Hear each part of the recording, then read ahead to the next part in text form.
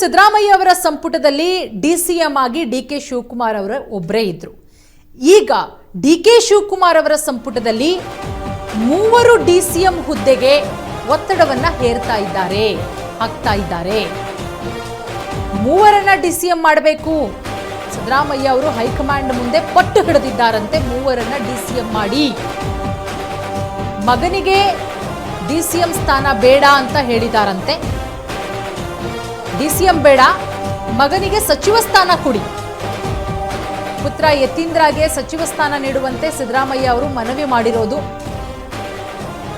Parameshwar, MB Patil, Zameer ಇವರು 3 ಜನನ್ನ DCM ಮಾಡಿ.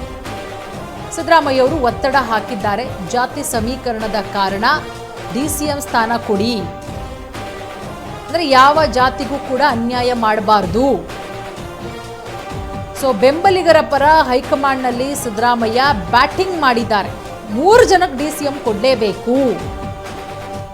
ಈ ಕಡೆ ಜಮೀರ್ ಅವರನ್ನ ಕೈ ಬಿಡಿ ಅನ್ನೋ ಮಾತುಗಳು. ಹೈಕಮಾಂಡ್ವರೆಗೂ ಕಂಪ್ಲೇಂಟ್ ಹೋಗಿದೆ, ಕೈ ಬಿಡಬೇಕು, ಪಕ್ಷ ವಿರೋಧಿ ಚಟುವಟಿಕೆ ಮಾಡಿದ್ದಾರೆ ಅಂತ. ಆದರೆ ಸಿದ್ದರಾಮಯ್ಯ ಅವರು ಎಂಬಿ ಪಾಟೀಲ್ ಅವ್ರಿಗೂ ಡಿಸಿಎಂ ಮಾಡಿ, ಪರಮೇಶ್ವರ್ ಅವ್ರನ್ನೂ ಡಿಸಿಎಂ ಮಾಡಿ, ಜಮೀರ್ ಅಹಮದ್ ಖಾನ್ ಅವ್ರಿಗೂ ಡಿಸಿಎಂ ಕೊಡಿ. ಇಲ್ಲಿ ಯಾವ ಸಮುದಾಯಕ್ಕೂ, ಲಿಂಗಾಯತ ಸಮುದಾಯಕ್ಕೂ ಅನ್ಯಾಯ ಆಗಬಾರ್ದು, ದಲಿತರಿಗೂ ಅನ್ಯಾಯ ಆಗಬಾರ್ದು, ಅಲ್ಪಸಂಖ್ಯಾತರಿಗೂ ಅನ್ಯಾಯ ಆಗಬಾರ್ದು. ಆ ನಿಟ್ಟಿನಲ್ಲಿ ಸಿದ್ದರಾಮಯ್ಯನವರು ಅಳದೂ ತೂಗಿ ಈ ರೀತಿಯ ಯೋಚನೆಯನ್ನ ಮಾಡಿರಬಹುದು. ಹೈಕಮಾಂಡ್ಗೂ ಕೂಡ ಒತ್ತಡವನ್ನು ಹಾಕಿದ್ದಾರೆ.